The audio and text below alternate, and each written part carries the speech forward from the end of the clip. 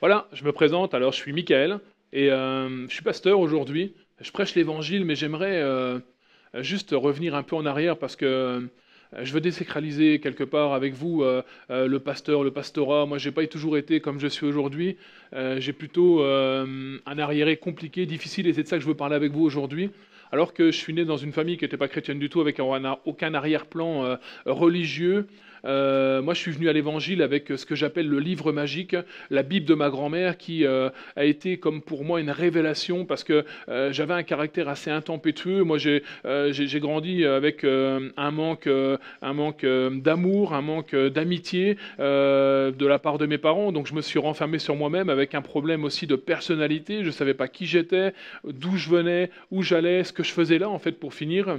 Et tout ça m'a emmené à faire du vol, à faire du recel, à essayer d'être accepté pour ce que j'étais. Et j'ai jamais été accepté pour finir dans ce monde-là pour ce que j'étais. J'ai toujours été accepté pour ce que j'amenais, pour ce que j'apportais, pour ce que je donnais, mais jamais réellement pour ce que j'étais. J'ai toujours été aussi costaud que je suis aujourd'hui. Et donc, du coup, je passais pas tellement bien. Et donc, on m'a vite mis de côté. J'étais vite mis sur un banc. Et tout ça, à cause de tout ça, bien, il grandit en moi une haine que j'arrivais même pas à canaliser. Et pour finir, je reviens à ce livre magique parce que, alors que j'étais encore dans une crise terrible dans mon adolescence, eh bien, à un moment donné, j'ai saisi la Bible de ma grand-mère et je me suis assis avec des larmes qui coulaient dans mes yeux, avec de la haine dans mon cœur, et j'ai commencé à lire ce livre, ce que j'appelais le livre magique. Aujourd'hui, j'appelle la Bible, mais je ne savais pas ce que c'était au départ. Alors j'ai ouvert ce livre et j'ai commencé à le lire. Je saurais pu vous dire où aujourd'hui, mais ce que je sais et ce que je peux vous dire aujourd'hui, c'est que ça a bouleversé ma vie.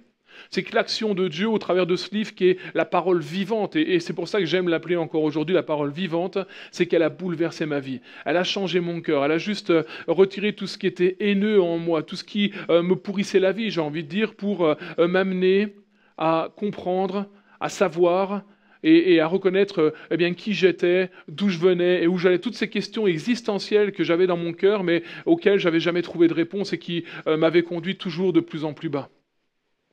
Aujourd'hui, c'est vrai que je prêche l'Évangile, mais en même temps, il a fallu tous ces changements, tous ces bouleversements.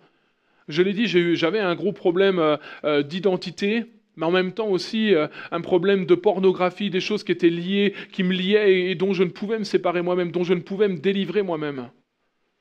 Et encore une fois, aujourd'hui, j'aime dire qu'il n'y a rien qui est impossible à Dieu. Parce qu'alors que moi, je me croyais perdu, je me croyais tout seul, je me croyais sans aide, et il n'y avait personne qui pouvait m'apporter le moindre soutien dans ces moments-là, parce que tout était resté à l'intérieur de moi-même. Eh bien, en lisant, en méditant ce qu'on appelle la parole de Dieu, la Bible, mais ce livre magique, il y a plein de choses qui ont commencé à changer à l'intérieur de moi. Il y a plein de liens dont je n'ai plus eu besoin, dont j'ai été délivré, et ce, avec le temps aussi.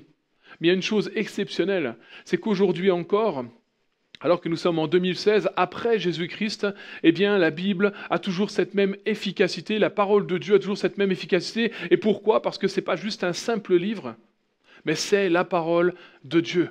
C'est Dieu qui a donné sa parole. Et moi, vous savez, cette parole, aujourd'hui, je l'appelle mon GPS. Parce qu'elle me conduit. Parce qu'elle m'emmène. Parce que même quand je me trompe, elle est capable de redire et de recalculer le chemin et de m'emmener là où Dieu me veut. C'est comme mon manuel, mon mode d'emploi. Je ne sais pas si vous êtes né avec un mode d'emploi dans vos berceaux, mais moi, j'en avais pas.